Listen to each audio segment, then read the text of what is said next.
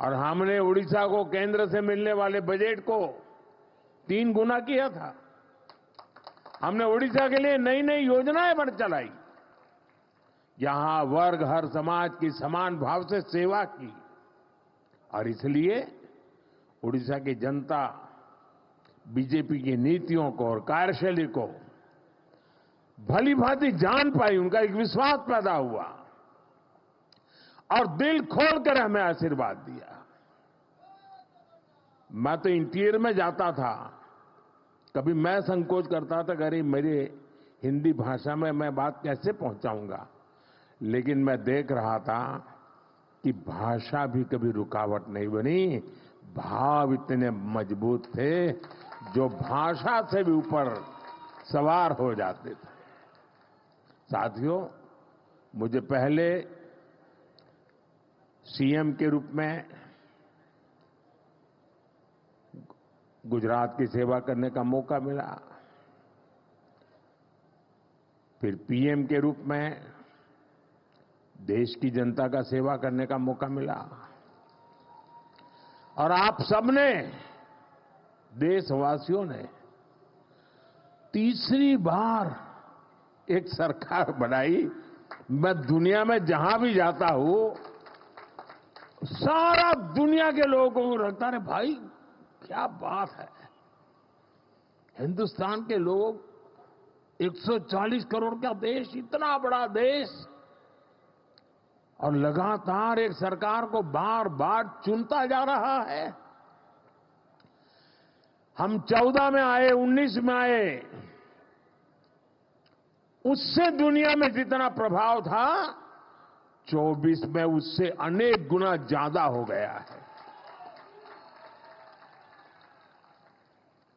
और साथियों, जब मैं सीएम पीएम के रूप में काम करता रहा, मैंने राजनीति के अलग अलग रंग देखे हैं, मैंने उसके तरीके भी देखे हैं और मैं मानता हूं कि राजनीति में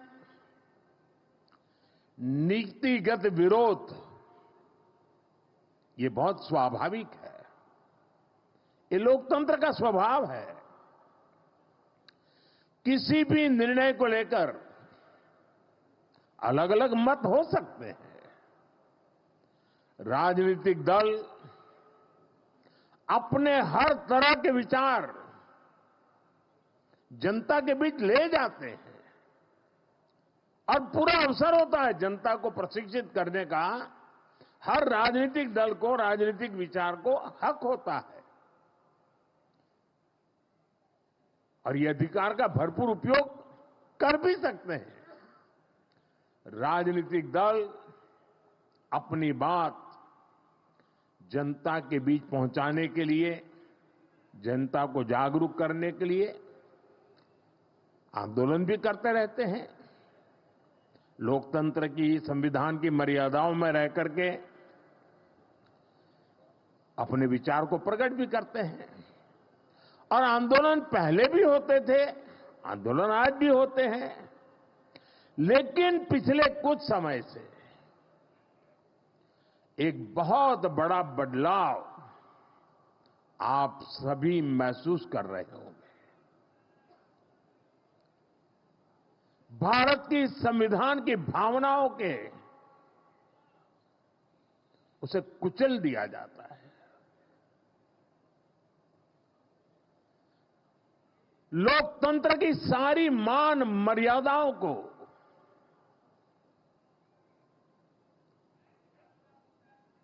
अस्वीकार किया जाता है। जो लोग सत्ता को अपना जन्मसिद्ध अधिकार समझते हैं, उनके पास केंद्र की सत्ता पिछले 1 दशक से वो खो चुके हैं। अब पहले दिन से देश की जनता किसी और को आशीर्वाद दे, इसका गुस्सा जनता के ऊपर भी है। इस स्थिति ने उनके अंदर इतना गुस्सा भर दिया है कि वो देश के खिलाफ साजिश करने में जुटे हैं। ये लोग अपना गुस्सा जनता पर ही निकालने लगे हैं। देश को गलत दिशा में ले जाने के लिए उन्होंने लोगों को गुमराह करना शुरू कर दिया है। उनकी झूठ और अफवाह की दुकान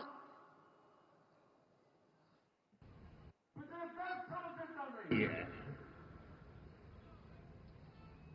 अब उन्होंने इस अभियान को और तेज कर दिया है। ऐसे में जागृत नागरिकों को, भाजपा के कार्यकर्ताओं के लिए, जो देश को प्यार करते हैं उनके लिए, जो संविधान का सम्मान करते हैं उनके लिए, जो लोकतंत्र को जीते हैं उनके लिए,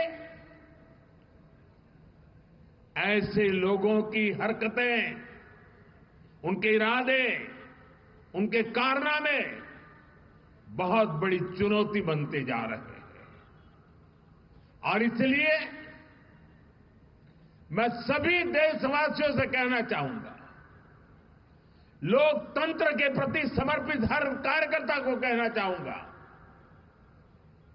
हमें हर पल सतर्क रहना है और लोगों को जागरूक करते रहना है। हमें हर झूठ को बेनकाब करना है। सत्ता के ये भूखे लोग जनता से सिर्फ झूठ बोलते आए हैं। जब इनका एक झूठ लोगों पर काम नहीं करता तो उससे बड़ा दूसरा झूठ गढ़ते हैं। ये अपने कार्यकर्ताओं को भी झूठा दिलासा देने के लिए यही कर रहे हैं। मैं तो, आप भी तो देखते होंगे ना, 2019 में जो चौकीदार उनके लिए चोर था, 2024 में आते आते वो ईमानदार हो गया और एक बार भी चौकीदार को चोर तो गाली नहीं पड़ी। इनका मकसद सिर्फ यही है कि किसी तरह देश की जनता को गुमराह करके सत्ता पर उनका कब्जा हो, ताकि देश आजाद हुआ तब से आज तक जो लूट चलाने वाला गिरोह है, अलग अलग नकाब पहन करके निकला हुआ एक गिरोह है, उसको देश की जनता को लूटने का एक मौका मिल जाए। साथियों, आज केंद्र की भाजपा सरकार उड़ीसा के गौरव को, उड़ीसा को बड़ी प्राथमिकता दे रही है।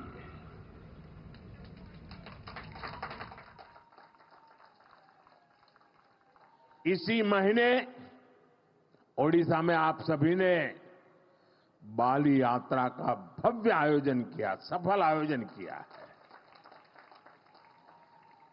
और अभी मैं यहां डीजीपी कॉन्फ्रेंस में हिस्सा लेने आया हूं और आप में से बहुत लोगों को आश्चर्य, यहां के मीडिया के लोगों को भी आश्चर्य होगा। हमारे देश में लगभग 125 साल से ये डीजीपी कॉन्फ्रेंस चल रहा है, हर वर्ष हो रहा है। 125 साल से, अंग्रेजों के जमाने से चल रहा है। 125 साल से डीजीपी कॉन्फ्रेंस चल रहा है, उड़ीसा में पहली बार हो रहा है। देश भर के इस क्षेत्र के जो प्रमुख लोग हैं, वो 2 दिन यहां बैठ करके महाप्रभु जी की इस पवित्र धरती से प्रेरणा लेकर के अपने अपने क्षेत्र में जाने वाले हैं।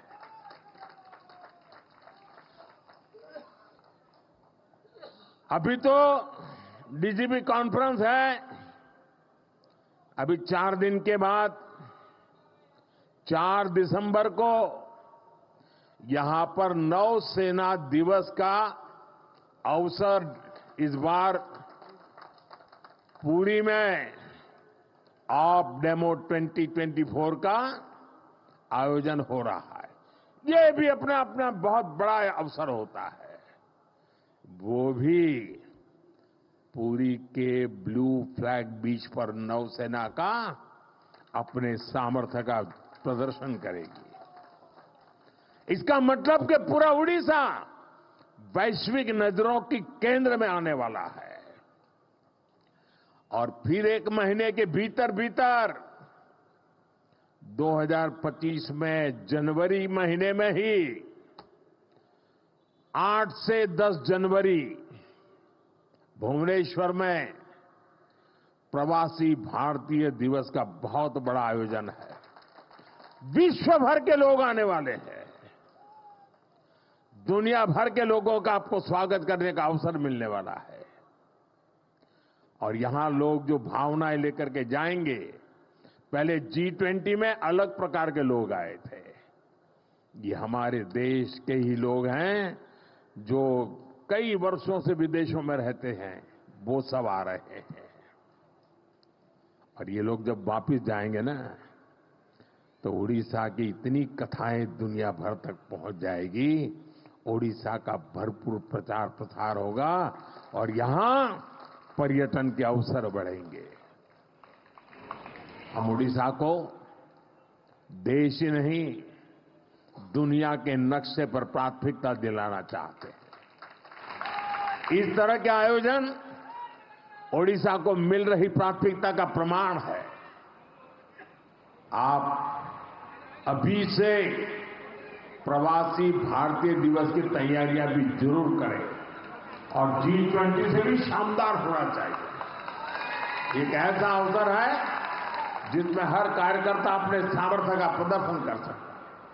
हमारा उड़ीसा स्वच्छ हो, सुंदर हो, हमारे पास एक आध महीना है, शानदार कर सकते हैं, सफाई का बड़ा अभियान चला सकते हैं। यहां की संस्कृति से लोग परिचित हो, इसके जन भागीदारी से करना है। उड़ीसा के हर नागरिक को लगना चाहिए दुनिया के मेहमान मेरे घर आ रहे हैं, ये भाव आना चाहिए। हम और आप मिलकर के उड़ीसा के गौरव को बढ़ाएंगे।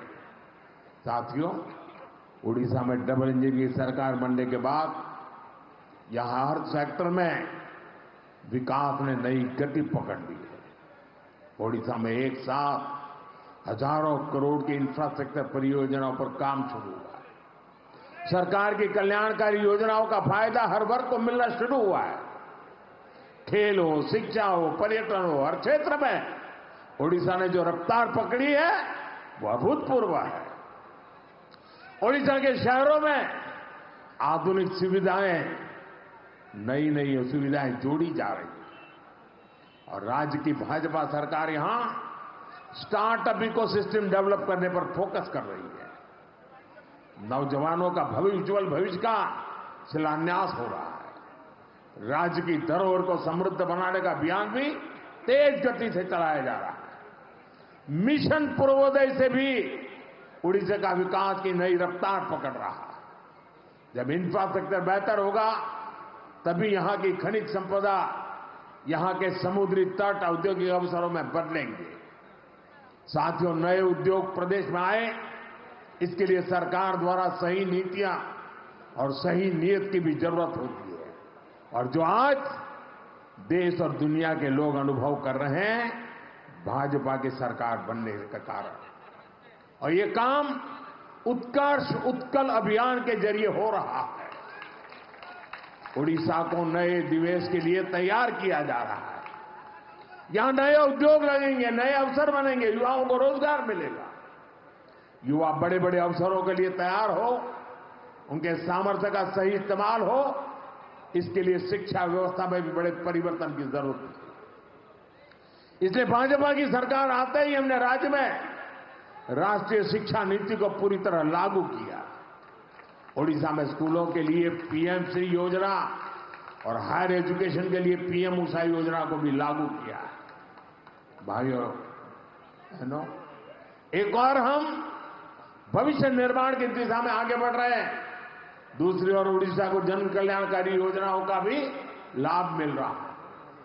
उड़ीसा के लाखों गरीब परिवारों को पक्का मकान देने का अभियान तेजी से आगे बढ़ रहा है। हर घर तक पानी पहुंचाने के लिए हमारी सरकार मिशन मोड में काम कर रही है। गरीबी के खिलाफ लड़ाई, गरीब के जीवन स्तर को बेहतर बनाने के प्रयास और पूरी ताकत से तेज किए गए। साथियों, उड़ीसा के लोग हमारी सरकार आने के बाद एक और बड़ा अंतर देख पा रहे हैं।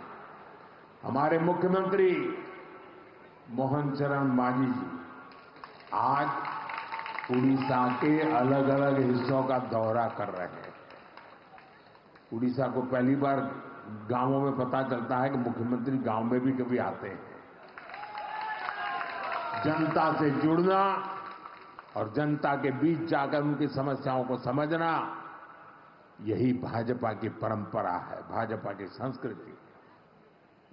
साथियों, बीजेपी की सरकारें इतनी सफल इसलिए होती है क्योंकि हमने इस देश की आधा आबादी महिलाएं, उनके विकास पर भी उतना ही तवज्जो दिया है, उतना ही महत्व दिया है।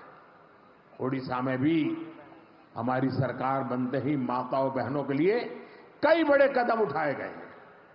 माता सुभद्रा का आशीर्वाद लेकर हमने सुभद्रा योजना शुरू की। ये योजना महिला सशक्तिकरण की पहचान बनेगी। जब हमारी माताएं बहनें आर्थिक रूप से सशक्त होगी तो राज्य की अर्थव्यवस्था में उनका योगदान बढ़ेगा। मुझे खुशी है कि बीजेपी के प्रयासों से ओडिशा की आदिवासी बेटी द्रौपदी मुर्मू जी आज देश की राष्ट्रपति है। इससे पूरे देश के आदिवासी समाज का गौरव बढ़ा है। मुर्मू जी के देश के सर्वोच्च पद पर आसीन होने से हर वर्ग की बेटियों में आत्मविश्वास बढ़ा है। एक आदिवासी बेटी की यात्रा आने वाली कई पीढ़ियों तक प्रेरित करेगी। साथियों, ओडिशा में जनजातीय कल्याण के लिए कई महत्वपूर्ण कदम उठाए गए। ओडिशा के 13 आदिवासी समुदायों को पीएम जनमन योजना का लाभ मिल रहा है। आदिवासी बच्चों की पढ़ाई बीच में न छूटे, इसके लिए उनके घर के पास ही स्कूल की सुविधा देने का प्रयास किया जा रहा है। उड़ीसा के आदिवासी बहुल इलाके में एकलव्य मॉडल आवासीय स्कूल खोले गए। साथियों, चुनाव के समय मोदी ने आपको कहा था कि जो गारंटी मैं दूंगा उसे तेजी से पूरा किया जाएगा। आज उड़ीसा में हमारी सरकार हर गारंटी को पूरा करने के लिए काम कर रही है। अब ओडिशा में धान की खरीदारी